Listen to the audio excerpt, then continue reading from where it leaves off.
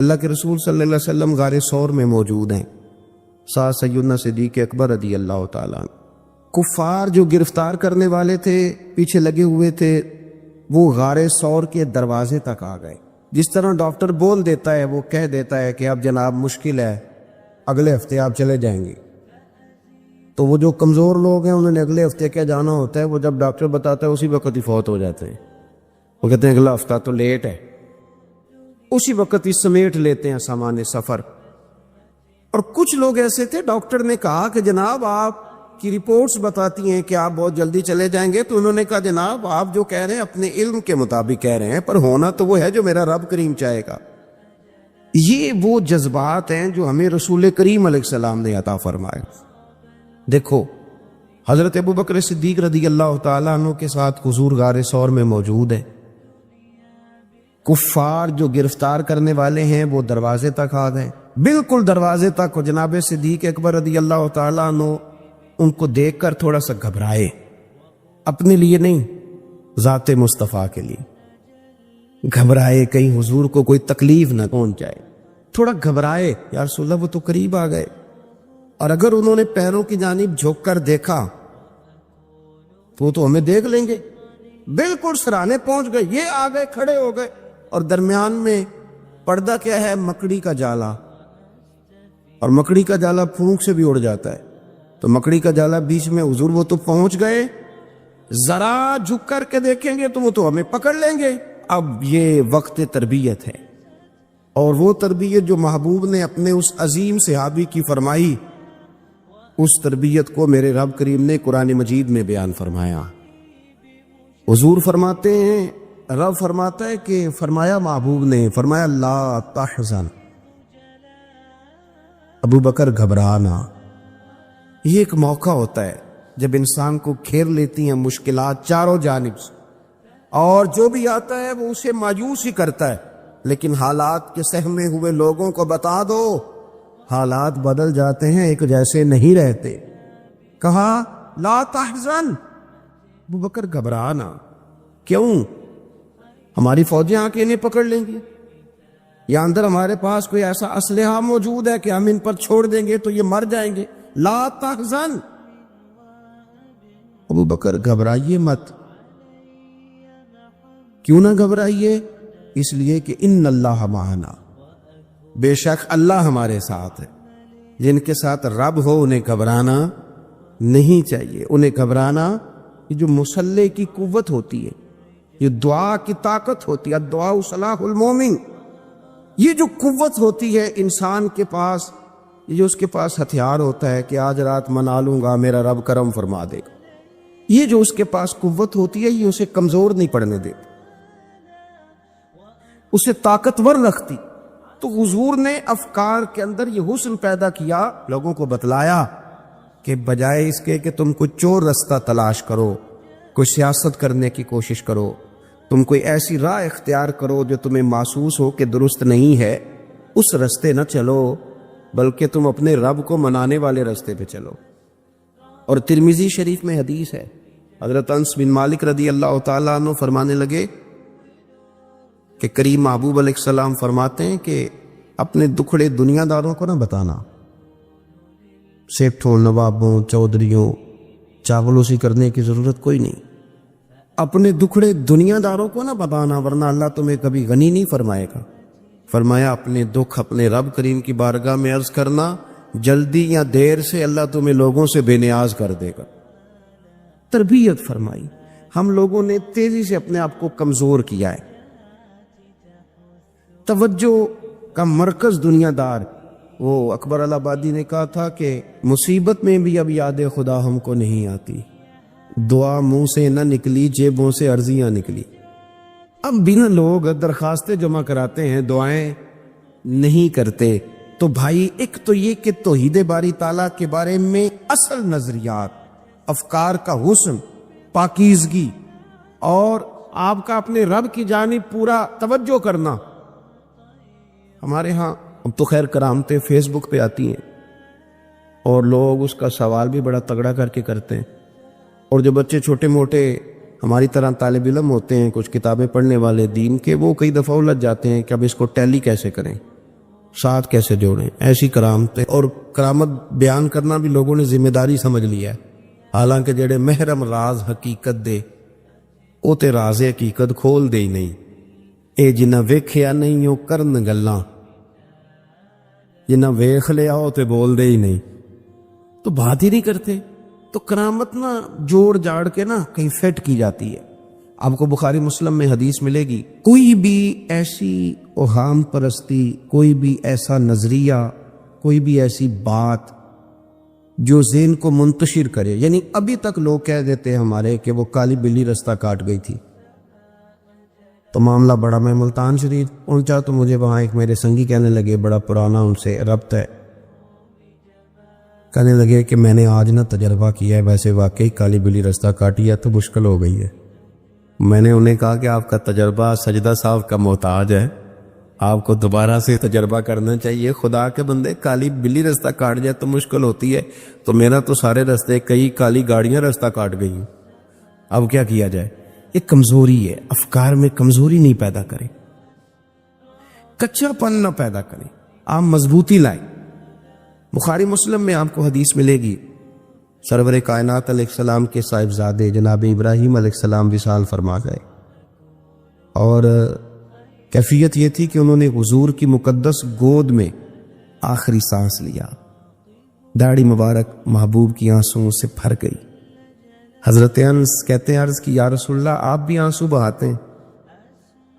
فرمایا میرا بیٹا گیا ہے تو آنسو نکل آئے ہیں، ورنہ میری زبان پہ وہی جاری ہے جس سے میرا رب راضی ہوتا ہے۔ اسی دن نا، جس دن سرکار کے صاحبزادے کا وصال ہوا، اسی دن سورج کو گرہن ہو گیا۔ کچھ لوگوں نے بات جوڑ دی، کہنے لگے کہ آج چونکہ حضور سید عالم علیہ السلام کے صاحبزادے کا وصال ہو گیا ہے تو آج دیکھو سورج کو بھی گرہن ہو گیا ہے۔ بات جوڑ دی، غم کی کیفیت تھی، سرکار کی مقدس داڑھی آنسوؤں سے بھری ہوئی تھی، حالات کا تقاضا اور اس کی سمت کچھ اور تھی۔ حضور نے جمعے کا انتظار نہیں فرمایا، فرمایا بلاؤ لوگوں کو مسجد میں۔ لوگ جمع ہو گئے اور صحابہ فرماتے ہیں ہمارے خیال میں یہ تھا کہ یہ موقع نہیں تھا، آج نہ جہاد کے لیے کوئی حکم آنا ہے، کس مقصد کے لیے حضور نے طلب فرمایا، لیکن جب ہم گئے اتنا ضروری کام ہے نظریات کا صاف ہونا، اللہ کے محبوب نے لوگوں کو اسی دن بلا کے فرمایا لوگوں سنو، سورج اور چاند کو جب گرہن لگے تو استغفار پڑھا کرو، تسبیحات کیا کرو، نوافل ادا کیا کرو، اللہ کے حضور حاضر ہوا کرو۔ فرمایا یہ سورج اور چاند کو جب گرہن لگے تو یہ اللہ کی نشانیوں میں سے نشانی ہوتا ہے، کسی بندے کے دنیا سے جانے کا اس کے ساتھ کوئی تعلق نہیں۔ تم نے اپنے ذہن کو ٹھیک رکھنا، افکار کو ٹھیک رکھنا، کسی بھی قسم کی تم نے اوہام پرستی کا شکار نہیں ہو، مضبوط رہیں، مضبوط رہیں، اٹھ باندھ کمر کیوں ڈرتا ہے، پھر دیکھو خدا کیا کرتا ہے۔ آپ مضبوط رہیں، جب مضبوط رہیں گے تو انشاءاللہ توانائی اللہ کی طرف سے عطا کر دی جائے گی۔ دوسری بات، نبی پاک صلی اللہ تعالی علیہ وسلم نے نا تمام انبیاء کرام علیہم السلام کے بارے میں لوگوں کے ذہنوں کی اصلاح کی۔ آپ کبھی قرآن حکیم کا مطالعہ فرمائیں، احادیث مبارکہ کو پڑھیں تو میرے محبوب کریم کی شان یہ ہے کہ حضور نا انبیاء کی شانیں بیان کرتے۔ حضرت موسیٰ کلیم اللہ ہیں، کس نے ہمیں بتایا؟ قرآن و حدیث نے بتایا، شانیں بیان کی نبیوں کی، عظمتیں بیان کی۔ حضرت ابراہیم خلیل اللہ ہے، یہ ہمیں قرآن نے بتایا، حضور نے بتایا، لیکن ساتھ ہمیں یہ بھی بتایا کہ ہیں یہ اللہ کے بندے، ہیں یہ اللہ کے رسول۔ نبی پاک صلی اللہ تعالی علیہ وسلم نے افکار اور نظریات انبیاء کے بارے میں لوگوں کے درست فرمائے۔ مجموع الزوائد میں حضرت مولا علی شیر خدا رضی اللہ تعالیٰ عنہ کی حدیث مروی ہے، ایک بدو آ گیا حضور کی بارگاہ میں کچھ مانگنے کے لیے۔ مولا کائنات رضی اللہ تعالیٰ عنہ فرماتے سرکار جب کسی بات کا جواب نہ دینا چاہتے تھے تو خاموش ہو جاتے تھے،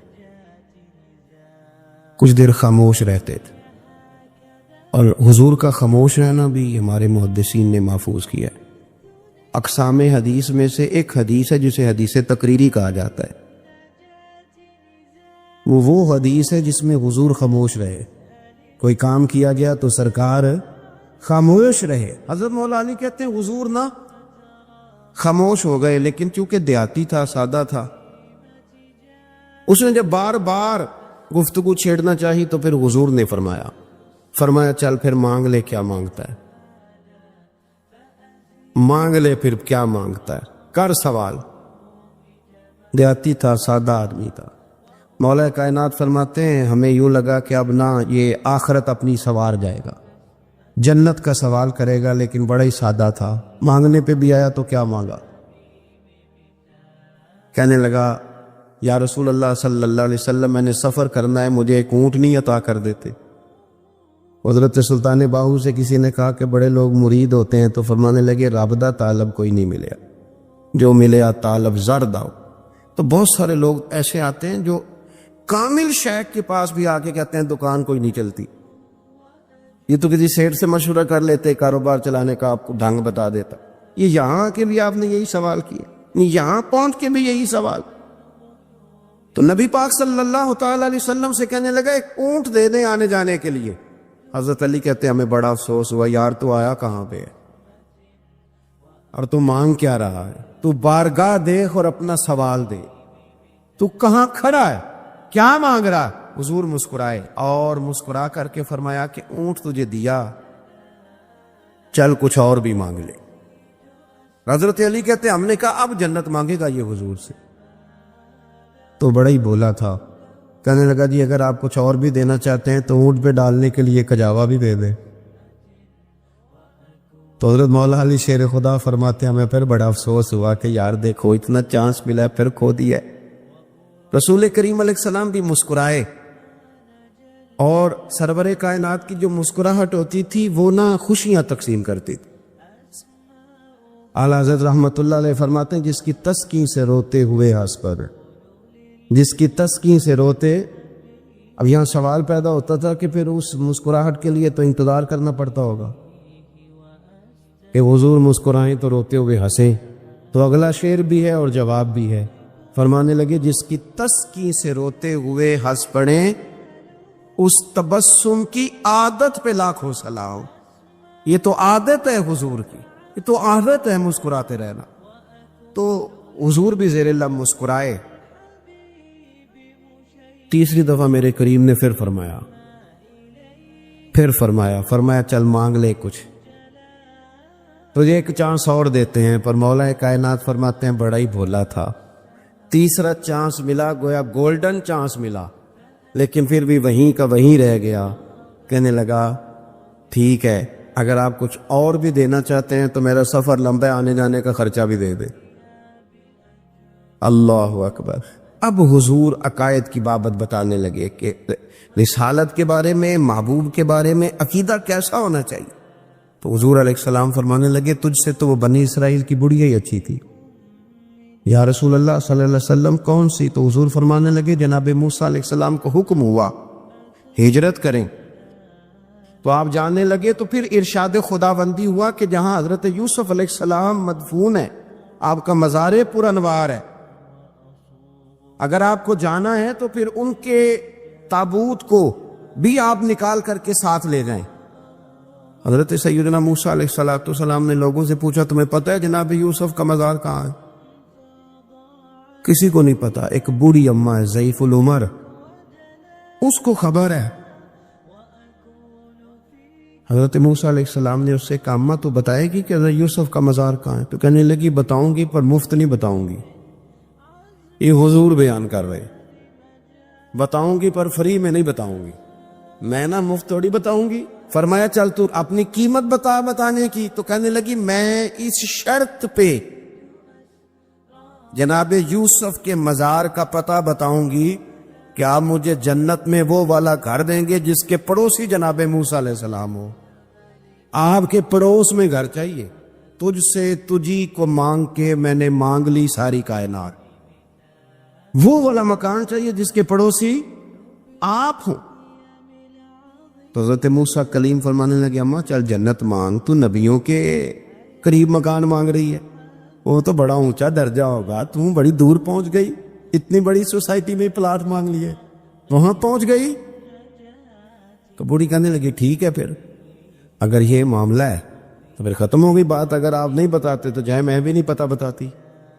یا وہ اڑ گئی، ٹھہر گئی، اور اڑی بھی کس طرح، یہ بھی میرے اللہ کی توفیق۔ میری طلب بھی تو تیرے کرم کا صدقہ ہے، میری طلب بھی تو تیرے کرم کا صدقہ ہے، یہ پاؤں اٹھتے نہیں بلکہ یہ اٹھائے جاتے ہیں۔ تو وہ کہنے لگی میں نہیں پھر بتاتی، آپ کسی اور سے پوچھ لیں۔ جناب موسیٰ خاموش ہوئے تو ارشاد خدا بندی ہوا، کلیم اپنے پڑوس میں مکان دینے کا وعدہ آپ کر لیں اور مکان انہیں میں عطا کر دوں گا۔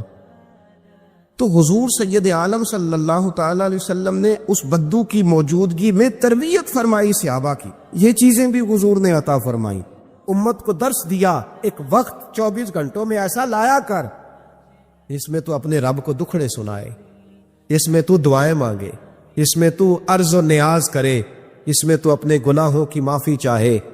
اعلیٰ حضرت کے والد گرامی سے کسی نے پوچھا، مولانا نقی علی خان صاحب سے، کہ حضرت جی فرعون 500 سال ہی حکومت کر گیا، 500 سال ہی حکومت کر گیا، اللہ کا مقابلہ کرنے والا پکا کافر بے ایمان۔ تو آپ فرمانے لگے ملا رومی کی وہ کتاب پڑھو مثنوی، جس میں انہوں نے لکھا ہے کہ جب ساری دنیا سو جاتی تھی تو فرعون اٹھ کے مصلے پہ بیٹھتا تھا، کہتا تھا یا اللہ معاف کر دے، رب تو ہی ہے، گنہگار بڑا ہوں پر مہربانی کر۔ روز معافیاں مانگتا تھا تو رب کریم کی قدرت نے مہلت دی کہ روز توبہ کرتا ہے، چلو ایک دن سچی بھی کاری جائے تو اچھا ہے، اللہ نے مہلت دی۔ اور میرے بھائی اگر تو روز رات مصلے پہ بیٹھے تو تجھے مہلت ملے، عذاب نہ آئے۔ اگر تو اپنے رب کے ساتھ تنہائی کرے تو اللہ تجھے مہلت دے، سزا نہ دے۔ لیکن ہم یہ وقت نکالتے ہی نہیں، اللہ کے ساتھ میت کا ہمارا مزاج ہی نہیں۔ ترمذی شریف میں نبی پاک علیہ السلام نے فرمایا ہے، دنیا داروں کو دکھڑے نہ سنایا کر، مالداروں کے سامنے رونے نہ رویا کر، یہ تجھے کیا دے سکتے۔ تو اٹھ کے جائے گا تو کہیں گے محنت کرتا نہیں، روز مانگنے آ جاتا ہے۔ دنیا داروں کو دکھڑے نہ سنا، پر میں دکھ سنا تو اپنے رب کو سنا، اللہ والوں کو سنا، اللہ کے نبی کو سنا۔ اس سے مراد یہ سارے کہا دکھڑے اپنے رب کو سنا۔ اگر تو اپنے رب کو دکھڑے سنائے گا تو تھوڑی دیر ضرور ہوگی، لیکن ایک دن ایسا ضرور آئے گا، میرے مصطفیٰ کریم فرماتے ہیں رب تجھے دنیا سے بے نیاز کر کے مالا مال فرما دے گا۔ دھوکے کا مزاج نہ بنا، کینچی لے کے نہ گھوم کے کیسے جیب کاٹ سکتی، اللہ کو دکھڑے سنا۔ حضرت عائشہ عرض کرنے لگی حضور چلے یہ تو سمجھ آ گئی، لیکن بارش مجھ پہ پڑی آپ پہ پڑی نہیں، تو کہا عائشہ تم نے اوڑا کیا تھا؟ کہا حضور آپ کی طامت، فرمایا بارش کوئی نہیں تھی، جب تو نے میری طامت لی تو خدا کی رحمتیں تم پر برسنے لگ گئی۔ تو حضور کے وجود سے لگی ہوئی چیز کوئی اوڑھ لے تو رحمت برستی ہے، تو میرے نبی کی مسجد چومنے سے کیوں رحمت نہیں برستی؟ جالی چومنے سے کیوں نہیں برستی؟ جہاں جہاں حضور رکے، جہاں جہاں نبی پاک ٹھہرے، وہاں جانے سے کرم کیوں نہیں ہوتا؟ تو عزیزو یاد رکھو، رمضان میں ایک ڈیوٹی آپ نے یہ کرنی ہے کہ عبادت کو وقت دے، ٹائم نکالے۔ جو اتنے سے بھی فارغ ہے نا، وہ 19ویں روزے تک کل فارغ ہو کے 20 کو اعتکاف بیٹھے۔ زندگی میں ایک دفعہ اعتکاف تو ویسے بڑا ضروری ہے، ہمارے بزرگوں نے لکھا ضروری ہے ایک بندہ اعتکاف کر لے زندگی میں ایک دفعہ، ہر سال کرے تو سنت ادا ہوگی۔ ویسے سنت مؤکدہ الکفایہ ہے، بستی میں اگر کوئی بھی نہ بیٹھے گا تو سارے گناہگار ہوں گے۔ ہم انشاءاللہ اس مسجد میں اس سال اجتماعی اعتکاف کریں گے۔ میں نے یہ پروگرام بنایا ہے کہ لوگ اعتکاف تو بیٹھتے ہیں، لیکن نہ بیچاروں کو قرآن مجید پڑھنا ہوتا ہے، نہ نماز وضو غسل کے مسائل آتے ہیں، نہ انہیں پتہ ہے کہ رات عبادت کیسے کرنی ہے۔ تو میں نے یہ ارادہ کیا اس سال، میں نے معافی لیا ہاتھ باندھ کے، میں نے کہا یار سارا سال میں پورے ملک میں گھومتا ہوں، اس سال رمضان میں میرا ارادہ ہے میں صرف اپنے شہر میں رہوں، میں کہیں نہ جاؤں، تاکہ جو جہاں سے بھی چل کے آئے اسے فون نہ کرنا پڑے، میں اسے مل جاؤں ویسے ہی۔ تو میں انشاءاللہ تعالیٰ یہی رہوں گا، اور رمضان کی 10 راتیں میں اپنے اعتکاف والوں کے ساتھ گزاروں گا انشاءاللہ تعالیٰ۔ یہاں آپ لوگ آئیں، جو سنجیدہ قسم کے لوگ ہیں ان کو ساتھ لائیں، وہ یہاں آ کے اعتکاف کریں۔ لنگر شریف بھی ہم دیں گے جو ہماری توفیق ہوگی، اور انشاءاللہ دونوں وقت دیں گے اپنی توفیق کے مطابق، اور یہ کوئی صدقہ زکوٰۃ خیرات سے نہیں ہوگا، یہ آپ ہمارے مہمان ہوں گے تو یہ مہمان نوازی ہوگی انشاءاللہ تعالیٰ۔ تو یہ اپیل آخر میں اعلان کرنا تھا، پر چلو بات آ گئی تو میں نے شروع میں کر دیا۔ یہاں ہم مقدور بھر کوشش کریں گے آپ کے لیے اجتماعی اعتکاف کا بندوبست. ہمارے جو دیگر طلباء علماء ہوں گے وہ بھی آپ کے ساتھ وقت گزاریں گے, وضو غسل نماز کی چیزیں سکھائیں گے, آپ کو قرآن مجید پڑھنا پڑھانا سکھائیں گے. 10 دنوں میں جو ممکن ہو سکے گا ہم انشاءاللہ تعالیٰ کریں گے. تو اعتکاف میں وقت دے. دوسرا کام آپ نے یہ کرنا ہے رمضان شریف میں کہ قرآن پاک زیادہ سے زیادہ پڑھنا ہے. پڑھیں گے انشاءاللہ. اگر آپ ناراض نہ ہو تو ہم نے قرآن مجید پڑھنا بالکل ہی چھوڑ دیا. قرآن پاک کھلتا ہی نہیں, توجہ ہی نہیں, مزاج ہی نہیں. سارا دن بیت جاتا ہے, قرآن مجید نہیں کھلتا, قرآن مجید نہیں پڑھا جاتا. ایک شخص مجھ سے ملنا چاہ رہے تھے مسجد نبوی شریف میں حاضر تھا, تو وہ ایک دفعہ آئے گزر گئے, میں قرآن شریف پڑھ رہا تھا, پھر آئے تو گزر گئے قرآن شریف, تیسری دفعہ پھر آئے تو کہنے لگے آپ نے کتنا کو پڑھنا ہے. میں نے ان سے کہا کہ مہربانی کرو مجھے دعا دو کہ اللہ مجھے پڑھتا ہی رکھے. آپ نے یہ کیا لفظ ادا کر لیے کہ کتنا کو پڑھنا ہے؟ خدا کے بندو یہاں کام کیا ہے؟ اگر تلاوت بھی نہیں کرنی تو کرنا کیا ہے وہاں؟ میں اکثر کہتا ہوں کہ چونکہ ہم تو مسیتڑ ہیں, ہمارا تو مزاج ہے مسجدوں میں رہنے کا, چونکہ عام لوگوں کا مزاج نہیں ہوتا تو وہاں بھی بازاروں کو ٹائم زیادہ دیتے ہیں, خریداری میں وقت زیادہ لگاتے ہیں. اگر ہماری طبیعت مسجد میں بیٹھنے کی ہو, قرآن پاک پڑھنے کی ہو, تو بڑا ذوق بن جائے. قرآن مجید امام اعظم ابو حنیفہ امام اعظم رمضان شریف کے اندر 61 قرآن مجید پڑھا کرتے تھے. کتنے؟ 60 اور 1 61. ایک قرآن شریف دن میں پڑھتے, ایک رات کو پڑھتے. پورے دن میں قرآن مجید ختم کرتے, ایک رات کو. اور آپ فرماتے ہیں 61واں قرآن مجید وہ تھا جو میں تراویحوں میں سنا کرتا تھا. 61 قرآن پاک آپ ہر رمضان میں پڑھا کرتے تھے. میری آپ سے گزارش ہے ایک سپارہ مسجد میں پڑھیں رمضان میں, ایک سپارہ گھر میں پڑھیں. مسجد میں پڑھیں گے تو مسجد کا حق ادا ہوگا, اور گھر میں قرآن پاک کھول کے بیٹھیں گے تو بچے بھی آ کے پاس بیٹھ جائیں گے, چھوٹے چھوٹے بچے. یہ کبھی تجربہ کرنا, یہ بخشش کا ذریعہ ہے. جب آپ بچوں کی ماں سویرے سویرے بڑا اچھا دوپٹہ لے کے اور مصلی بچھا کے اور قرآن مجید کی ریل رکھ کے اور پھر اس کو خوشبو لگا کے جب کھولتی ہے نا, تو اس کی جو 2-2.5 سال کی بچی ہوتی ہے وہ بھی کہیں سے دوپٹہ ڈھونڈنے لگ جاتی, وہ بھی دوپٹہ لے کے آتی ہے اور دائیں بیٹھتی ہے. اس کا جو 4 سال کا بچہ ہوتا ہے نا, اگر ابا بیٹھا ہے اور 4 سال کا بچہ بھی کہیں سے ٹوپی ڈھونڈ کے لاتا ہے, اسے پڑھنا نہیں آتا, لیکن وہ بھی آ کے نا سپارہ لے کے بیٹھ جاتا ہے. میں نے دیکھا ہے بچے تھوڑا تھوڑا ہلنے لگتے ہیں. قسم اللہ کی عزت کی, مجھے ایسے لگتا ہے کہ جب بیٹیوں کے بیچ ماں بیٹھ کے قرآن پڑھتی ہے اور جب بیٹوں کے بیچ باپ بیٹھ کے قرآن پڑھتا ہے, تو مجھے لگتا ہے خدا کے فرشتے بھی آسمان کے دروازے کھول کھول کے دیکھتے ہیں, کھول کھول کے دروازے دیکھتے ہیں کہ یہ کس طرح کا رنگ ہے کہ چھوٹا سا بچہ توتلی زبان. مجھے وہ حدیث پڑھ لینے دو جو امام جلال الدین سیوطی نے روایت لکھی ہے. فرمایا حضرت عیسیٰ علیہ السلام میں قبر کے پاس سے گزرے تو عذاب ہو رہا تھا, چند گھنٹوں کے بعد گزرے تو وہیں رحمتوں کا نزول ہو رہا تھا. حضرت عیسیٰ عرض کرنے لگے مولا میری مجال نہیں میں پوچھوں, چند گھنٹے پہلے یہاں عذاب تھا, اب یہیں کرم ہو رہا ہے. اللہ بھی اس نے کو نیک عمل کیا تو ہے نہیں, قبر میں تو عمل ختم ہو جاتا ہے, اتنا کرم کیسے؟ تو رب کریم نے فرمایا موسیٰ بندہ بڑا گناہگار تھا, پاپی تھا, سزا کا حقدار تھا. پر جب انتقال اس کا ہوا تو بیوی اس سے پہلے حاملہ تھی, اس کے انتقال کے 2-4 مہینے بعد بچہ پیدا ہوا, پھر اس بی بی نے بچہ پالا. آج 4.5 سال کا بچہ مکتب گیا ہے, استاد نے بسم اللہ شریف پڑھائی ہے, اس کے بچے نے توتلی زبان پہ کہا بسم اللہ الرحمن الرحیم. تو مجھے حیا آئی ہے کہ اس بیچارے کو بھی لفظ نہیں ادا کرنے آتے, زمین پر بیٹھ کر یہ توتلی زبان سے مجھے رحمان اور رحیم کہے اور میں اس کے باپ کو سزا دوں. بس بچے نے ایک دفعہ بسم اللہ پڑھی ہے, میں نے باپ کے سارے گناہ معاف فرما دیے. مہربانی کرو, ایک سپارہ گھر میں, ایک سپارہ مسجد میں, یہ ضرور آپ نے روٹین بنانی ہے. مسجد میں پڑھیں گے تو مسجد کا حق ادا ہوگا, گھر میں پڑھیں گے تو بچے بھی پڑھیں گے. اور تیسرا سپارہ وہ ہے جو آپ نے تراویح میں سننا ہے. تو کتنے سپارے ہو گئے ایک دن میں؟ 3. تو رمضان میں کل کتنے ہو گئے؟ 3 قرآن پاک. کتنے قرآن پاک جی؟ 3 قرآن مجید, ایک سپارہ دن میں, ایک رات میں. تو آپ کا 10 دن کے اندر انشاءاللہ قرآن پاک ختم ہو جائے گا. کریں گے انشاءاللہ تعالی. یہ ذہن بنائے, یہ ذوق پیدا کرے, اور قرآن پاک کا ایک حرف پڑھے تو اللہ 10 نیکیاں دیتا ہے. اور رمضان شریف میں 70 گنا بڑھ جاتی ہے. تو اب ذرا ضرب دے لو بات کہاں جائے گی. تو رمضان المبارک میں قرآن پاک سے میں نے کہا کوئی اخبار نہ دیکھو, کچھ نہ دیکھو, سارا دن بس قرآن پاک دیکھو, سارا دن قرآن مجید پڑھے, قرآن پاک سے دل لگائیں. حضرت عبداللہ ابن مسعود رضی اللہ تعالیٰ عنہ فرماتے ہیں نبی پاک صلی اللہ علیہ وسلم نے مجھے بلا کے کہا مجھے قرآن پاک تو سنا. میں نے کہا یا رسول اللہ آپ پہ نازل ہوا میں آپ کو سناؤں؟ تو فرمایا میرا دل کر رہا ہے میں تجھ سے سنوں. حضور کو زیادہ آتا تھا نا, تو کبھی کبھی آپ سمجھ لیں کہ آپ کو زیادہ آتا ہے, لیکن پھر بھی سامنے والے, میں اکثر کہتا ہوں مدرسے کے طلباء سے, میں کہتا ہوں آپ قاری اور حافظ تو ہو گئے ہو, پر کبھی کسی اور سے بھی سنا کرو, کہا کرو سناؤ یار دو آیتیں دل کر رہا ہے. حضرت ابی بن کعب رضی اللہ تعالیٰ عنہ کہتے ہیں نبی پاک تشریف لائے تو مجھے کہنے لگے ابی ادھر آ میں تجھے قرآن پاک سناؤں. میں نے کہا یا رسول اللہ مجھے فرمایا مجھے اللہ نے حکم دیا ہے کہ میں تمہیں سناؤں.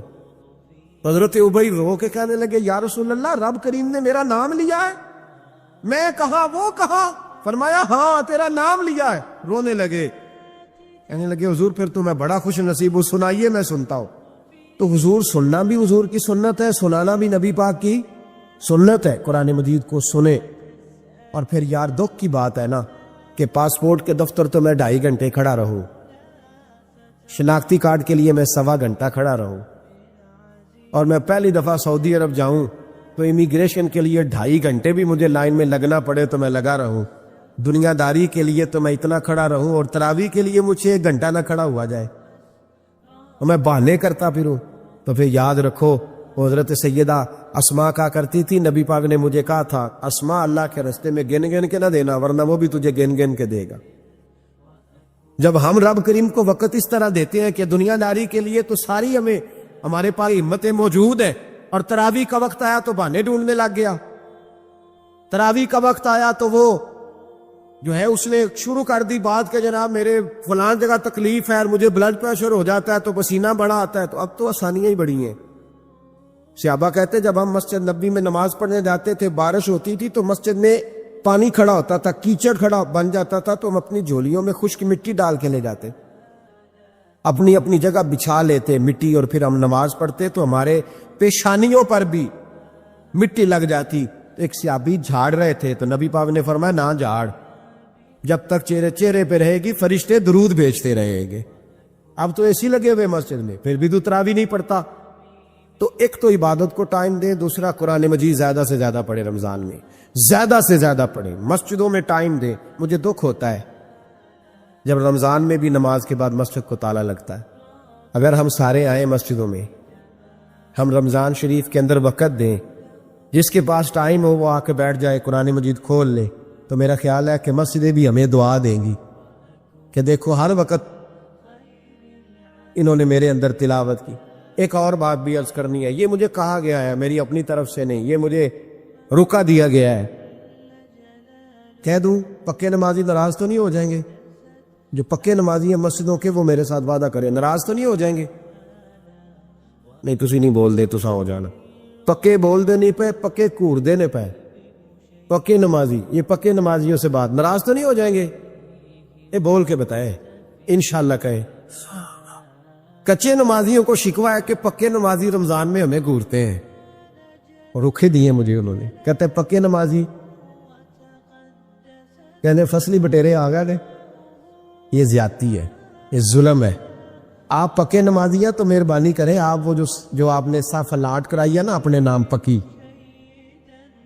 یہ تھے میں بھائی نہ رو, تو کتوں آ گیا, یہ چھوڑ دیں آپ, مہربانی کریں. یہ اللہ کا گھر ہے, یہ کسی کے نام رجسٹری ہو سکتی, جو آیا ہے نا بیچارہ, چلو کبھی کبھی صحیح, مہربانی کریں اس کو ٹائم دے, بیٹھنے دے, کچھ نہیں ہونے لگا. اور جب وہ آئے نا تو دعا کریں, جب اس کو دیکھیں تو کہ یا اللہ یہ آیا ہے تو ہمیشہ آتا ہی رہے, اس کو دعا دے مہربانی. بچے شکوا کرتے, کہتے ہیں پکے نمازی سانس نہیں لینے دیتے مسجد میں. اور ایک بات اور, یہ حضرت علی کا قول ہے, اس کو دل کی تختی پہ لکھ لینا, دل کی تختی پہ شیر خدا کی شیروں جیسی باتیں. حضرت مولا علی شیر خدا فرمایا کرتے تھے وہ نیکی کرنے والا اچھا نہیں جو نیکی کر کے اکڑ جاتا ہے اور دوسروں کو گناہگار سمجھتا ہے, وہ نیکوکار اچھا نہیں.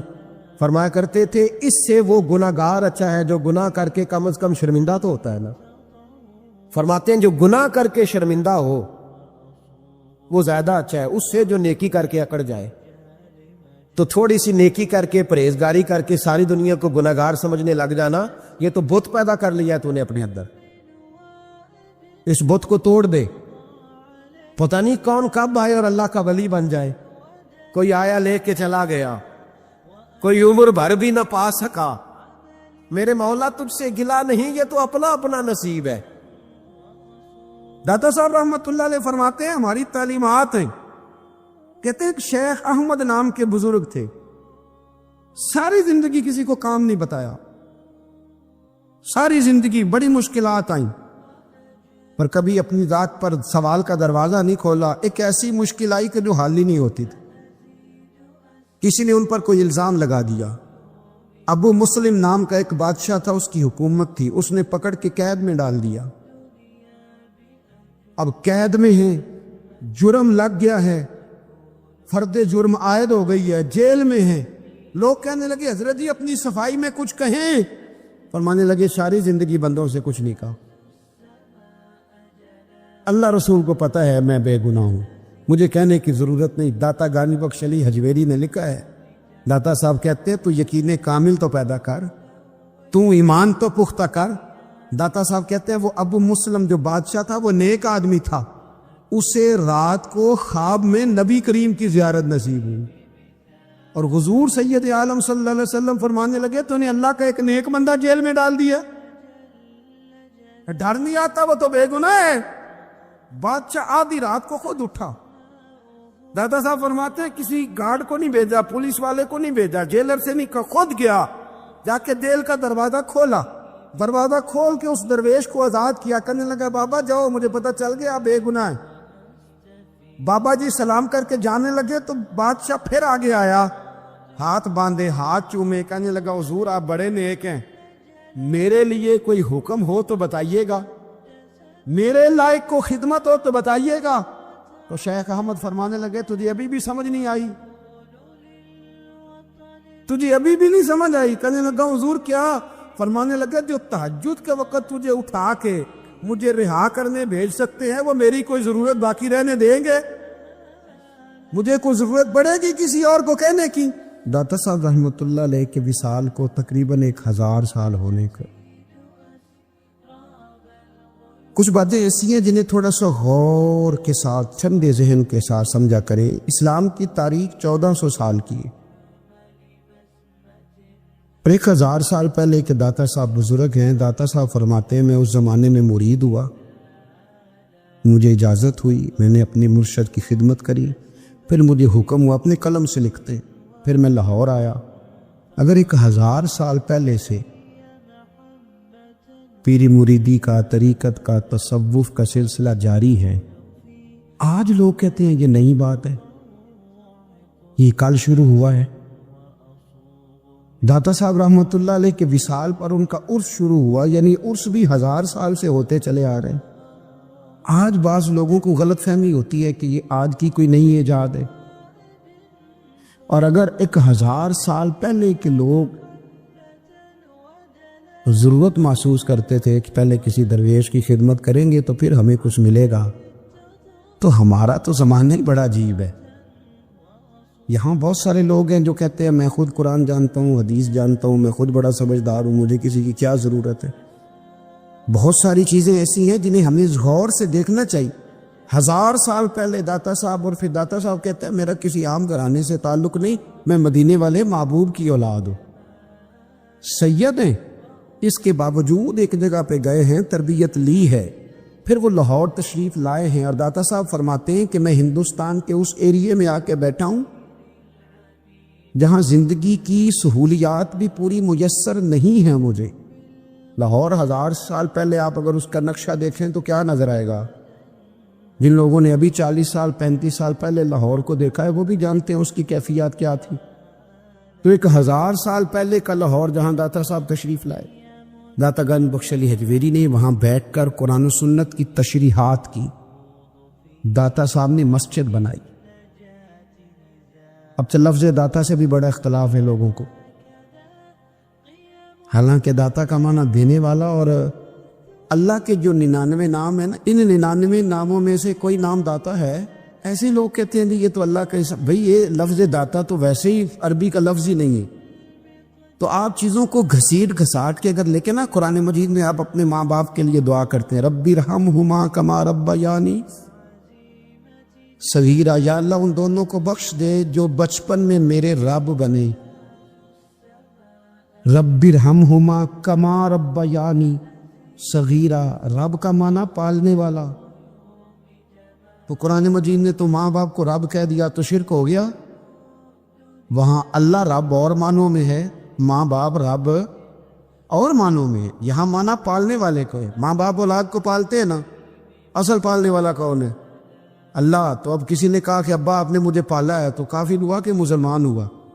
چھوٹی چھوٹی باتوں میں لوگ تقسیم کرتے ہیں اہل اسلام کی، یہ درست نہیں ہے.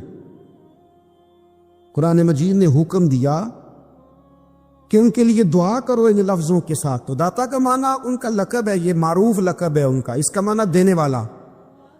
تو بھائی اگر آپ مجھ سے کوئی 2-3 مسئلے سن لیتے ہیں میں آپ کو دے دیتا ہوں تو شرک نہیں ہوتا.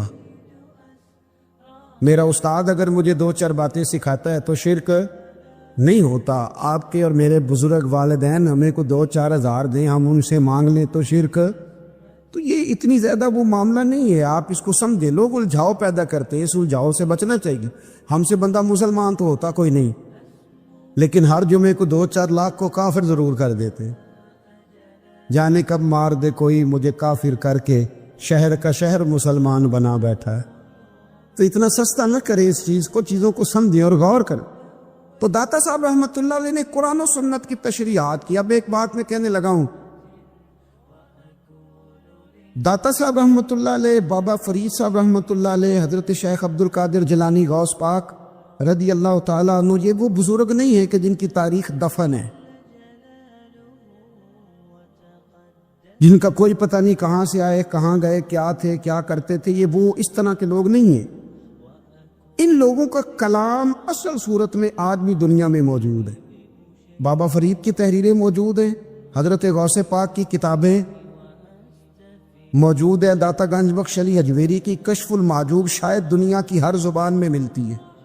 اب میں جو بات کہنے لگا ہوں اس پر غور کرنا. اگر کشف المحجوب آپ پڑھیں نا ساری، تو سب سے پہلے وہاں ملنگوں کا داخلہ بند ہوگا. کوئی ملنگا آپ کو نظر نہیں آئے گا، چونکہ داتا صاحب کی تعلیمات بالکل اس کے برعکس ہیں. فوری طور پر وہاں عورتوں کا داخلہ بند ہوگا، چونکہ داتا صاحب کی تعلیمات اس کے بالکل برعکس ہیں. میلے ٹھیلے یہ ساری چیزیں وہاں بند ہوں گی. یہ کوئی کہیں نہیں داتا صاحب نے کہا کہ پنڈی سے پیدل آنا بڑے بڑے جھنڈے اٹھا کے اور میرے مزار پہ حاضری دینا. داتا صاحب اس کے مخالف ہیں، اس لیے کہ وہ کوئی ایسی چیز تو نہیں کہ وہ دفن ہے. داتا علی اجویری کی تعلیمات تو لکھی ہوئی ہیں، کتاب موجود ہے، اور ہر چیز کا انہوں نے بیان کر دیا اس کے اندر. علم سے شروع ہوئے ہیں وہ، علم، عمل، فقر. داتا صاحب نے تو کھانے کے آداب بھی بیان کی. داتا صاحب نے چلنے کے آداب لکھے ہیں کشف المحجوب کے. داتا صاحب نے بولنے کا شریعت میں کیا طریقہ وہ بھی بیان فرمایا. داتا صاحب نے تو کوئی ایسی چیز نہیں ہے جو آپ کہیں کہ باہر سے لے کے جانی پڑے. مسئلہ تو یہ ہے کہ یہ جو کچھ ہو رہا ہے، ایک آدمی ان کی قبر سے پھول اٹھاتا ہے اور وہ کسی کے گلے میں ڈالتا ہے تو اس کا بھی اسے 400-500 روپیہ نظرانہ چاہیے. یہ کہاں لکھا ہے داتا صاحب نے؟ کس کتاب کا حصہ ہے؟ ان کے مزار کو آپ جس مرضی چیز سے غسل دیں، اور داتا صاحب نے نہیں کہا تھا کہ سندل لے کے آنا تو میری قبر کو غسل دینا. انہوں نے کہیں نہیں کہا. کیوں زیادتی کرتے ہیں مشائخ کے ساتھ؟ میرے اعلیٰ حضرت فاضل بریلوی رضی اللہ تعالیٰ عنہ سے کسی نے پوچھا تھا، ہم بڑی لوگوں کی باتیں سنتے ہیں، مزارات پہ لوگ جاتے تھے تو نفع ہوتا تھا، اب کیا بات ہوئی؟ اب اس طرح سے ہماری دعائیں مستجاب نہیں ہوتی.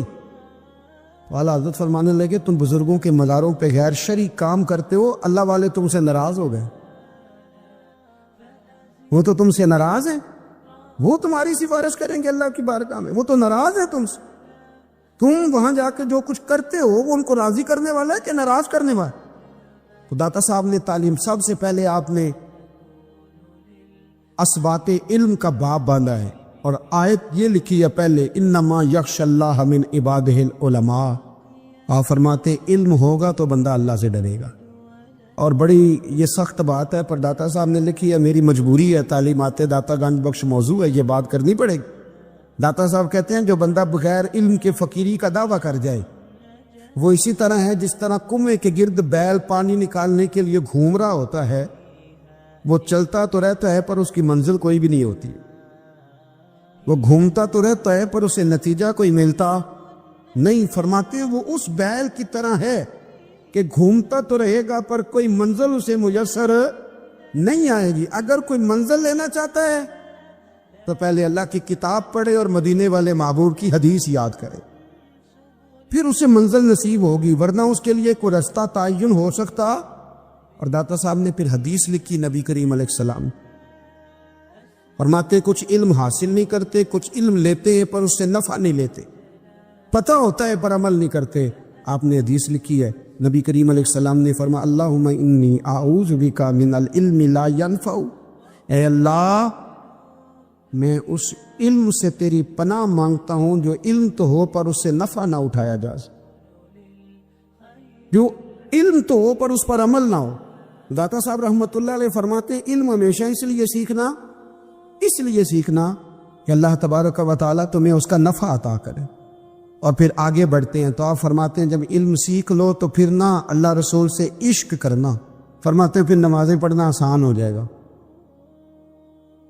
روزے رکھنا آسان ہو جائے گا، قرآن مجید پڑھنا آسان، محبت کرنا۔ اور آپ نے مثال دی، جہاں بھی کوئی بات سمجھاتے ہیں ایک مثال دیتے ہیں، مثال دی، فرمانے لگے حضرت عبداللہ ابن مبارک رحمۃ اللہ تعالی علیہ فرماتے ہیں میں شروع میں ایک عورت پہ عاشق ہو گیا تھا، سمجھانے کے لیے بات کرتے، عاشق ہو گیا تھا ایک عورت پہ، تو میں نے عشاء کی نماز اس کے محلے میں جا کے پڑھی، میرا مذہبی گھرانے سے تعلق تھا، نماز میں پڑھتا تھا، تو امام صاحب جو تھے نا، یہ داتا صاحب نے لکھا ہے کشف المحجوب، امام صاحب نے نا آیات ذرا لمبی پڑھی، میرے دل میں خیال آیا کہ مولانا آپ تو فارغ ہیں تو ہمیں تو اور بھی کام ہے، تو کہتے ہیں نماز سے فارغ ہو کے میں اس کے گھر کے چکر لگاتا تھا، ساری رات گھومتا رہتا تھا، وہ چند لمحوں کے لیے چھت پہ آتی تھی، دو ایک بات کرتی تھی چلی جاتی تھی، حد یہ ہے کہ مجھے کبھی اس پہ غصہ بھی نہیں آیا، اور اس کا انتظار کر کے کبھی میں تھکا بھی۔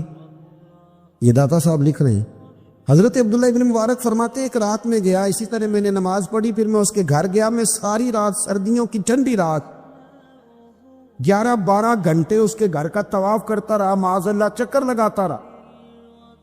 آدھی رات کو سحری کے وقت وہ چھت پہ آئی 1 منٹ کے لیے اور کہنے لگی گھر میں مہمان بہت زیادہ ہیں، آج بات نہیں ہو سکے گی۔ حضرت عبداللہ ابن مبارک فرماتے ہیں کہ میں جب واپس لوٹا تو نہ مجھے اس پہ غصہ تھا، نہ مجھے تھکاوٹ تھی، بلکہ میرے دل کے اندر اس کے لیے محبت بڑھ رہی تھی۔ میں کہہ رہا تھا کتنی اچھی ہے بیچاری، اتنے راش میں بھی اور اتنی مجبوری میں بھی 1 منٹ کے لیے چھت پہ آئی ہے، پھر بھی مجھے اس سے پیار بڑھ رہا تھا۔ کہتے ہیں جب میں تھوڑا آگے بڑھا تو فجر کی اذان ہو رہی تھی، یکدم میرے اندر سے آواز اٹھی، میں نے کہا عبداللہ اگر تو ایک عورت کے لیے ساری رات کھڑا رہتا ہے، نہ تھکاوٹ ہوتی ہے، نہ غصہ آتا ہے، بلکہ پیار بڑھتا ہے، اگر عورت کے لیے بندہ کھڑا رہ سکتا ہے تو رب رسول کے لیے بھی کھڑا رہ سکتا ہے۔ پھر تراویح پڑھنا کوئی اتنا مشکل کام نہیں ہے، پھر تہجد کے لیے اٹھنا کوئی مشکل کام نہیں ہے، شرط یہ ہے کہ پیار ہو جائے۔ ایک عورت کے لیے اگر یہ سارا کچھ ہو سکتا ہے تو اللہ رسول کے لیے بھی ہو سکتا ہے۔ فرماتے میں نے توبہ کر لی، اور پھر میرا حال یہ ہے کہ وہ توبہ کی اور پھر 60 سال گزر گئے، ساری رات مصلی پہ کھڑا رہتا ہوں، مجھے کبھی تھکاوٹ نہیں ہوئی، پھر کبھی تھکاوٹ نہیں ہوئی۔ تو داتا صاحب کہتے ہیں پہلے علم سیکھ، پھر اس کے بعد اللہ رسول سے پیار کر، اور پیار والی نماز پڑھ، مشقت والی نہ پڑھ، یعنی بوجھ والی نہ پڑھ کہ اب میری جان چھوٹ جائے تو میں بھاگ کے جاؤں، تم ادھر بیٹھو تو میں دوڑ کے نماز پڑھ کے آیا، یہ والی نماز نہ پڑھ۔ پھر تو آیا تو پھر ذوق پیدا کر، پھر تیرے اندر شوق ہو، پھر تو توانائی والا جذبہ رکھے دین کے معاملے میں۔ پھر داتا صاحب ایک تیسری بات ارشاد فرماتے، ایک تیسری بات داتا صاحب کرتے ہیں، داتا صاحب کہتے ہیں کہ یہ یاد رکھ کہ جو تجھے اعزاز ملے گا نا زندگی میں، اعزاز تجھے جو زندگی میں ملے گا، اور کوئی کرامت اگر تجھے ملے گی تو وہ صرف نبی پاک علیہ السلام کی سنت اور شریعت کی وجہ سے ملے۔ تو جتنے مرضی چلے کاٹ لے، وظیفے کر لے، کالا جادو، نیلا جادو، پیلا جادو، جو مرضی تو سیکھ لے، اگر تجھے کوئی اللہ شان دے گا تو صرف اس لیے دے گا کہ تو نبی پاک کے دین پہ عمل کرتا ہے۔ اللہ کرے آپ کو میں یاد کرا سکوں، اللہ کرے ایسا ہو جائے اور میری جماعت سمجھنے لگ جائے کہ داتا صاحب کہتے ہیں سنت شریعت پہ عمل کرنا چاہیے، اور میں کوئی ایسی چھپی چھپائی بات بھی نہیں کر رہا۔ کشف المعجوب دنیا کی ہر زبان میں اردو میں ملتی ہے، آپ لے کے دیکھ سکتے ہیں۔ داتا صاحب فرماتے ہیں اعزاز جو تمہیں ملے گا نا، اگر شان چاہتے ہو، وہ ہمارے نا بہت سارے ایسے لوگ ہیں جو کہتے ہیں کوئی ایسی چیز ہاتھ لگے، اعلیٰ دین کا چراغ ایسے گھسایا جائے اور فوری طور پہ پیر صاحب نے کہہ دیا تو ریل پیل ہو گئی پیسوں کی، تو میں کہتا ہوں یہ تو دین کا مزاج ہی نہیں، یہ تو دین کی طبیعت ہے ہی نہیں، یہ تو ذوق ہی نہیں دین کا، یہ طبیعت ہی نہیں، مزاج ہی نہیں۔ میرے عزیز داتا علی اجویری رحمۃ اللہ علیہ فرماتے تو سنت پہ عمل کر، شریعت پہ عمل کر۔ اللہ کا قرآن کہتا ہے قل ان کنتم تحبون اللہ فاتبعونی یحببکم اللہ، فرمایا اللہ کا قرآن کہتا ہے کہ جب تو نبی کریم کی غلامی کرے گا نا تو اللہ خود تمہیں اپنا محبوب بنا لے گا۔ بنی اسرائیل میں ایک شخص تھا، امام غزالی رحمۃ اللہ علیہ فرماتے ہیں اس کا دل چاہا کہ پتہ تو کروں جنت میں میرا پڑوسی کون ہوگا۔ اس کو خواب میں بتایا گیا کہ فلاں بن فلاں تیرا جنت میں پڑوسی ہے۔ اب یہ بڑا عابد تھا، زاہد تھا، عبادت گزار تھا، پرہیزگار، بڑا نیک تھا، بڑا پرہیزگار۔ یہ سفر کر کے اس کے پاس گیا، اس کو جا کے کہنے لگا میں تیرا مہمان نہ بن جاؤں، 2-3 دن کا بن جاؤ۔ کہتے میں 3 دن اس کے ساتھ رہا، میں اس سے زیادہ نوافل پڑھتا تھا، زیادہ صدقات و خیرات کرتا تھا، زیادہ عبادات کرتا تھا، وہ تو میرے مقابلے میں کچھ بھی نہیں۔ 3 دن کے بعد میں آنے لگا تو میں نے اس کو کہا یار میں ایک مقصد کے لیے آیا تھا تیرے پاس۔ اس نے کہا بتائیے۔ میں نے کہا کہ میرا آنے کا مقصد یہ تھا کہ میں دیکھوں تو کون سی ایسی عبادت کرتا ہے کہ جنت میں تو میرا پڑوسی بنے گا، لیکن تیری عبادات ریاضت میں تکبر نہیں کرتا، لیکن میں نے کوئی خاص چیز دیکھی نہیں، کوئی خاص بات ہے تو مجھے بتا دے۔ تو بندہ کہنے لگا کوئی خاص بات نہیں، ہاں ایک چھوٹی سی عادت ہے میرے اندر، چھوٹی سی عادت۔ بڑے لوگ کبھی بھی اپنی باتوں کو بڑا نہیں سمجھتے، کہ ایک چھوٹی سی عادت ہے، کہ وہ کون سی؟ تو وہ کہنے لگا اگر شدید گرمی ہو نا تو میں نے اپنے رب سے کبھی سردی نہیں مانگی، اور کبھی برف جمی ہو نا گلیوں میں تو میں نے اپنے رب سے کبھی گرمی نہیں مانگی۔ میں سمجھتا ہوں میرا رب مجھے دیتا ہی وہ ہے جو میرے حق میں بڑا بہتر ہوتا۔ یہ ایک میری چھوٹی سی عادت ہے کہ کڑاکے کی دھوپ میں نے کبھی مالک سے سایہ لی، سائے کا سوال نہیں کیا، اور اگر تیز بارش ہو رہی ہو تو میں نے کبھی یہ نہیں کہا کہ بارش نہیں ہونی چاہیے تھی، کیا بلے گا فلاں چیز کا۔ میں سمجھتا ہوں جو بہتر تھا اللہ نے وہی دے دیا ہے تو میں مطمئن رہتا ہوں۔ تو عابد وہ نیک آدمی وہ اللہ کے ولی کہنے لگے اسے چھوٹی سی عادت نہ بتا، تیری یہ وہ عادت ہے جس کی وجہ سے رب تجھ سے راضی ہو گیا ہے، اللہ تجھ سے راضی ہے تیری اس عادت کی بنا پر۔ جب ہمارے مزاج میں یہ چیزیں آ جائیں گی نا کہ جو میرے حق میں بہتر تھا مالک نے مجھے وہ دے دیا ہے، پھر ہم ہر جگہ بیٹھنے کی تمنا نہیں کریں گے، پھر سامنے والے سے ہم حسد نہیں کریں گے، پھر ہم یہ نہیں چاہیں گے کہ اللہ کرے وہ مر جائے اور اس کی ہر چیز مجھے مل جائے، پھر ہمارا مزاج پھر ہماری طبیعت یہ نہیں رہے، اللہ کی رضا پہ راضی رہے، مالک کے فیصلوں میں اپنے دل میں کوئی بوجھ محسوس نہ کرے، اپنی زندگی اللہ کے فیصلوں۔ دیکھیں نا جو ماں باپ اللہ نے بڑے اچھے سمجھے وہ ہمارے لیے پسند کی، وہ اللہ نے ہمارے لیے جو اس نے ہمارے حق میں بڑے، جو بہن بھائی اللہ کرے آپ کو سمجھ آئے، جو بہن بھائی اس نے ہمارے حق میں بڑے اچھے سمجھے وہی بہن بھائی اس نے ہمیں عطا کیے۔ جس بیوی کو اس نے ہمارے گھر کے گلشن میں بہتر سمجھا اس کو لا کے اس نے ہمارے آنگن میں بٹھایا، اور جو اولاد اس نے ہمارے لیے باعث افتخار سمجھی وہ اولاد اس نے ہمیں عطا فرمائی۔ حضرت نوح علیہ السلام کا بیٹا کافر ہو گیا، پر کسی جگہ انہوں نے شکوہ نہیں کیا کہ مالک یہ کافر کیوں ہوا۔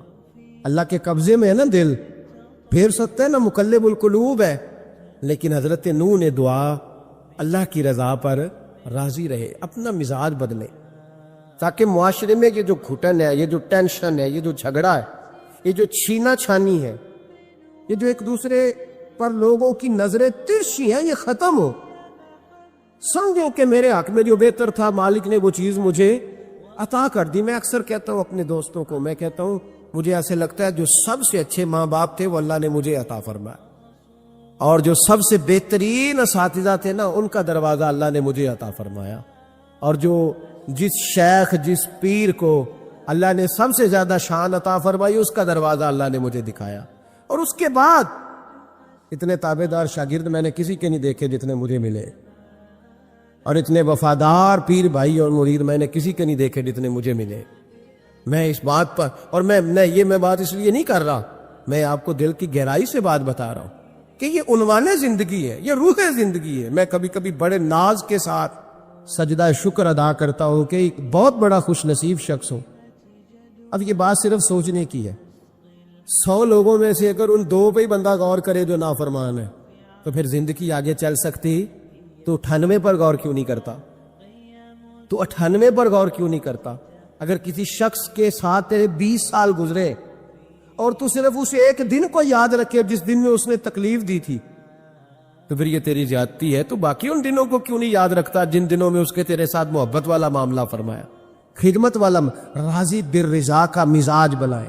یہ مسلمان کے ایمان کا حسن ہے، یہ مسلمان کے کردار کا کمال ہے، یہ مسلمان کی سوچ کا بلند معیار ہے، یہ مسلمان کا اعلیٰ مقام ہے۔ حضرت عبداللہ ابن عمر کا بیٹا بیمار ہو گیا، بڑے پیارے ہوتے ہیں نا بیٹے، آپ بڑے پریشان تھے، شدید پریشان۔ صحابہ کہتے ہیں ہم نے آپ کو بڑی تکلیف میں دیکھا، کبھی اس حکیم کے پاس، کبھی اس حکیم کے پاس، کبھی اس جگہ، کبھی اس جگہ۔ کچھ دنوں کے بعد بیٹا انتقال کر گیا، لیکن کہتے ہیں جب ہم تعزیت کے لیے گئے تو ہم نے ان کے چہرے پر بہت ساری سکون کو، بہت ساری راحت کو دیکھا۔ بیٹا انتقال کر گیا، جب وہ بیمار تھا تو پریشان تھے، اب جب انتقال کر گیا تو سکون میں۔ تو کہتے ہم نے ان سے سوال کیا کہ حضور اس وقت آپ پریشان تھے، انتقال کے بعد تو لوگ زیادہ پریشان ہوتے ہیں، اب آپ سکون میں ہیں؟ تو آپ فرمانے لگے جب تک میری ڈیوٹی تھی میں پریشان تھا، خدمت کر رہا تھا، نوکری کر رہا تھا، اب میں اسے اس کے پاس چھوڑ آیا ہوں جو مجھ سے بہت زیادہ اس کا خیال رکھنے والا ہے، جو مجھ سے کئی ہزار گنا بڑھ کے اس پر توجہ کرنے والا ہے۔ اب مجھے پریشانی، اب میرا کریم مجھ سے کہیں بڑھ کر اس کا خیال رکھے گا، اسے سکون دے گا، اسے راحت دے گا، اور میں اپنے رب کے فیصلے پر بڑا راضی ہوں۔ اس نے جو بہتر سمجھا اس نے میرے حق میں وہ فیصلہ۔ حضرت ابن وقاص رضی اللہ تعالیٰ عنہ بڑے مستجاب الدعوات بزرگ تھے، مستجاب الدعوات۔ حضرت عبداللہ بن صائب رضی اللہ تعالیٰ عنہ فرماتے میں حج کرنے گیا تو میں طواف وداع کرنے گیا، حج کا آخری رکن ہوتا ہے، پس آتا ہے نا آفاقی حاجی تو طواف وداع کرتا۔ کہتے جب میں طواف وداع کرنے گیا تو طواف وداع کے موقع پر میں نے دیکھا کہ جتنا رش حجر اسود کے پاس ہے اتنا ہی حضرت ابن وقاص کے پاس بھی ہے۔ شاید سمجھ نہیں آئی آپ کو میری بات۔ حجر اسود کے پاس بہت بڑا رش ہوتا ہے، ہر آدمی کی خواہش ہوتی ہے بوسہ لینے کی، تو جتنے لوگ وہاں کھڑے تھے اتنے ہی لوگ حضرت سیدنا ابن وقاص رضی اللہ تعالیٰ عنہ کے پاس بھی کھڑے تھے۔ تو کہتے میں بڑا مجھے تعجب ہوا، عبداللہ بن صائب کہتے میں بھی ان کے پاس جا کے بیٹھ گیا تو میں نے دیکھا کہ وہ نابینا ہے، آنکھوں سے نظر نہیں آتا، لوگ ان کے پاس دعائیں کرانے آ رہے ہیں، اور فرماتے میں نے عجیب حال دیکھا، بیمار ترین شخص ان کے سامنے آ کے بیٹھا، حضور میرے لیے دعا کر دیں۔ تو فرماتے انہوں نے دعا کے لیے ہاتھ اٹھائے تو وہیں اسی وقت میں نے دیکھا اللہ نے اس بندے کو شفا عطا فرمایا۔ میں نے دیکھا مقروض دعا کرا رہے ہیں، بیمار، بے اولاد، جو بھی دعا ان سے کراتا اللہ اس کی حاجت کو پورا فرما دیتا۔ حضرت عبداللہ بن صائب کہتے ہیں میں شام تک بیٹھا رہا، ہر نماز کے بعد رش ہوتا میں دیکھتا رہا، فرماتے ہیں شام ہو گئی، لوگ دعائیں کرا کے چلے گئے۔ جب مغرب کا وقت ہوا تو نابینا تھے، پھر بھی مجھ سے کہنے لگے عبداللہ ساری دنیا نے دعائیں کرائی ہیں، تو نے نہیں کرانی؟ تو صبح سے بیٹھا ہے بس دیکھے ہی جا رہا ہے، تو نے نہیں کوئی دعا کرانی؟ تو کہتے ہیں میں نے کہا حضور میں نے دعا نہیں کرانی، ایک سوال پوچھنا ہے۔ تو فرمانے لگے پوچھو۔ تو میں نے کہا حضور سارا زمانہ جو دعا کراتا ہے اور اللہ آپ کی قبول کرتا ہے، تو ایک دعا آپ اپنے لیے بھی کر لیں، اللہ آپ کو آنکھیں عطا فرما دے۔ مالک جو قبول کر رہا ہے تو ایک کر لے اپنے لیے بھی۔ میں گڈی تے ہتھ ڈور سجن دے، او جنج رکھے اونج رہنا ہے، او جنج رکھے اونج رہنا ہے، واجب نہیں جے وچ شریعت مندہ خصم نو کہنے لگے ایک دعا اپنے لیے بھی کر لے.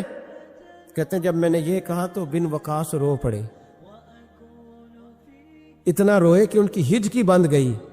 کہنے لگے نا، جب تک رب نے چاہا اس نے مجھے آنکھیں دی، اور اب اس نے بہتر سمجھا کہ میری آنکھیں نہ رہے، تو اس نے جو بہتر سمجھا میرے لیے کر دیا. میرا مالک میرے حال سے آگاہ ہے، اور میرے مالک کی حکمت ہے، اس نے مجھے جس حال میں رکھا ہے. اور فرمایا اگر اس نے مجھے اس حال میں رکھا ہے تو میں بھی اس حال پہ بڑا ہی راضی ہوں.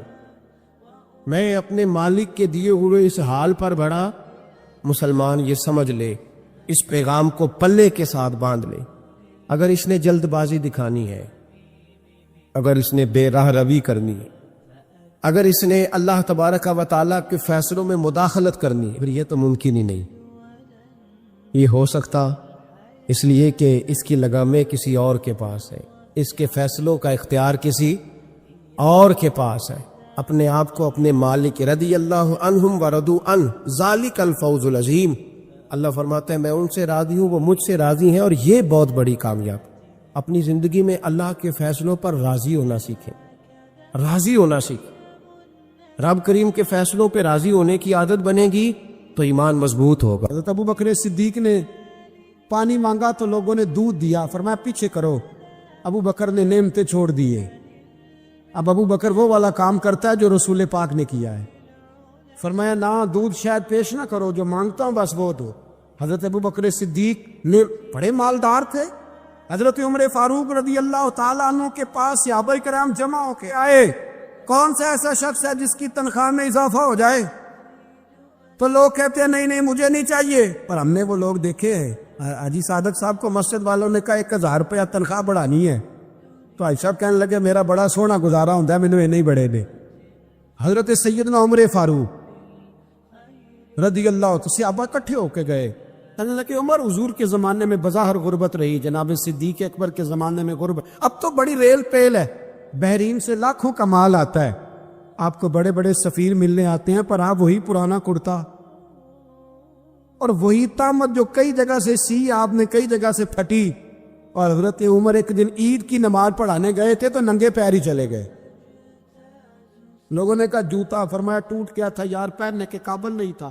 فرمایا ننگے پیر آ گئے ہو، لوگ کیا کہیں گے؟ فرمایا چھوڑو، عمر کے پاؤں ننگے ہیں لیکن عمر کے کردار میں تو کوئی شک نہیں نا، پیر ہی ننگے ہیں نا، کیا ہوا؟ چھوڑو اس بات، کوئی پیار نہیں دنیا داری سے، دولت سے، کوئی چکر ہی نہیں. حضرت سیدنا عمر فاروق رضی اللہ تعالیٰ عنہ کو صحابہ نے اکٹھے ہو کے کہا، یہ ہے امت کے بیدار ہونے کے طریقے جو عرض کر رہا ہوں. کہا جناب آپ اب بڑا مال غنیمت ہے، اور جس طرح ہر صحابی کا حصہ ہے آپ کا بھی حصہ ہے، تو ایک نیا کرتا ہی ڈال لیں آپ خرید کے. اب جب مشورہ ہو گیا صحابہ میں تو کہنے لگے عمر سے بات کون کرے گا؟ نیا کرتا پہننے کی عمر سے بات کس کو برا لگتا ہے جی؟ نیا کرتا کون بات کرے گا؟ حضرت سیدنا علی المرتضیٰ کا انتخاب ہوا. کہنے لگے مولا علی کی بڑی عزت کرتے ہیں، ان سے بڑا پیار کرتے ہیں، ان سے بات کرتے.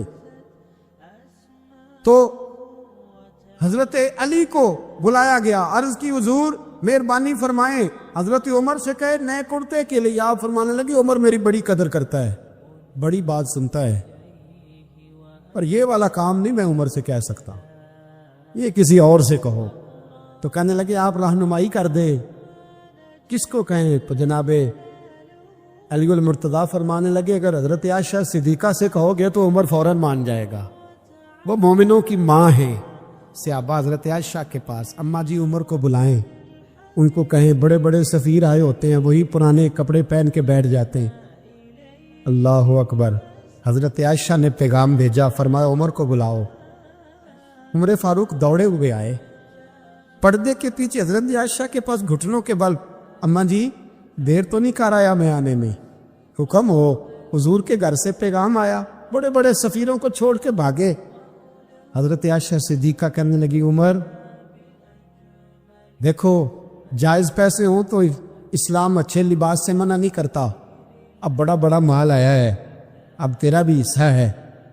تو صحابہ کرام کی خواہش ہے کہ نیا کرتا پہن لو، بڑے بڑے سفیر آتے ہیں، حرج بھی کوئی نہیں، جائز بھی ہے، کوئی منع نہیں۔ حضرت عمر نے گردن جھکا، جی اماں جی، جی اماں جی، جی اماں جی۔ حضرت عائشہ کہتی ہیں بات ختم ہوئی، عمر نے گردن اٹھائی تو عمر کی داڑھی آنسوؤں سے بھری ہوئی۔ کہتی ہے مجھے کہنے لگے اماں جی میں تو صرف مسجد میں دیکھا کرتا تھا، آپ تو مصطفیٰ کو دن رات دیکھتی تھی، جس طرح کے کرتے آمنہ کے لال نے پہنے یا مجھے بھی پہنا دو، میں تیار ہوں، میں پہن لوں گا، میں تیار ہوں، پر جس طرح کے میرے نبی نے پہنے۔ حضرت عائشہ کہتی ہے میں پھوٹ کے روئی، میرا پلو آنسوؤں سے بھر گیا۔ فرماتی ہیں میں عمر کی بات سنتی گئی تو میرا پلو آنسوؤں سے، میں نے کہا عمر تو جا، تو ٹھیک ہے۔ فرماتی ہے عمر فاروق سلام کر کے اٹھے، امیر المومنین چلے گئے، اس کونے میں صحابہ چھپے ہوئے تھے، وہ آئے، کہا اماں جی کیا بات ہوئی؟ تو میں پھر رو پڑی۔ میں نے کہا کیا بتاؤں، تمہیں پرانے کرتے نظر آتے ہیں، اسے محمد عربی کے جلوے نظر آتے ہیں، اسے رسول اللہ کا رنگ نظر آتا ہے، اسے وہ غلامی نظر آتی ہے۔ عمر کو دنیا سے پیار، اور دنیا سے پیار نہیں تھا، دعا پتہ کیا تھی؟ یوں جھولی اٹھا کے اللہ مرزقنا شہادتن فی سبیلک واجعل موت فی بلد حبیبک، اللہ عمر کو بسترے والی موت نہ دینا، موت شہادت کی دینا، پر میں میدان میں جا کے نہیں مرنا چاہتا، مجھے رسول اللہ کے شہر میں موت چاہیے، باہر جا کے نہیں، یہی میدان لگے مدینے میں۔ ایک الف پڑھو چھٹکارا ہے، ایک الف پڑھو چھٹکارا ہے، ایک الف پڑھو چھٹکارا ہے، ایک الف پڑھو چھٹکارا ہے، ایک الف تو دو تین چار ہوئے، پھر لاکھ کروڑ ہزار ہوئے، ایک الف تو دو تین چار ہوئے، پھر لاکھ کروڑ ہزار ہوئے، پھر اوتھوں باج شمار ہوئے، پھر اوتھوں باج شمار ہوئے، ایک الف دا نکتا نیارا ہے، ایک الف پڑھو چھٹکارا ہے، ایک الف پڑھو چھٹکارا ہے۔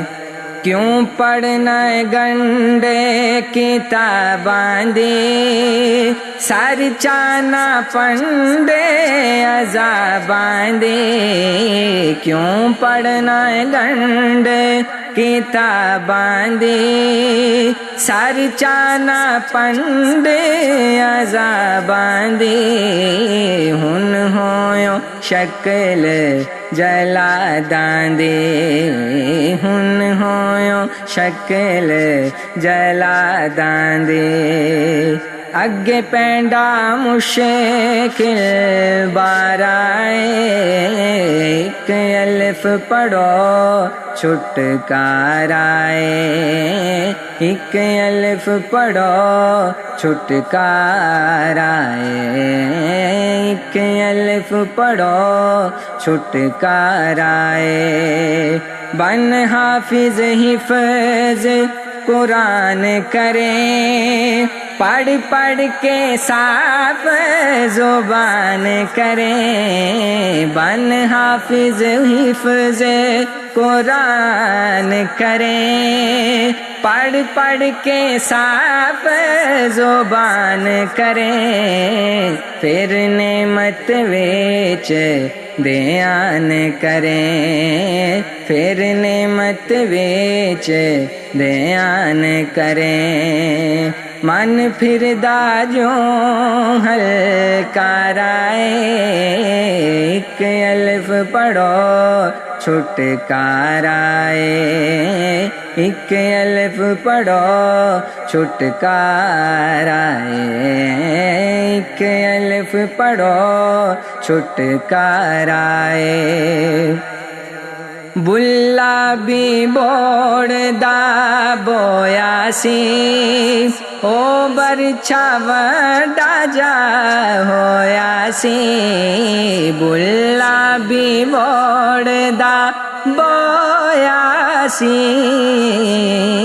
بلا بھی بوڑ دا بویا سی او برچھا وڈا جا ہویا سی جد برچھا او فانی ہویا سی جد برچھا او فانی ہویا سی پھر رہ گیا جی اکارائے ایک الف پڑھو چھٹکارا ہے ایک الف پڑھو چھٹکارا ہے ایک الف پڑھو چھٹکارا ہے ایک الف پڑھو چھٹکارا ہے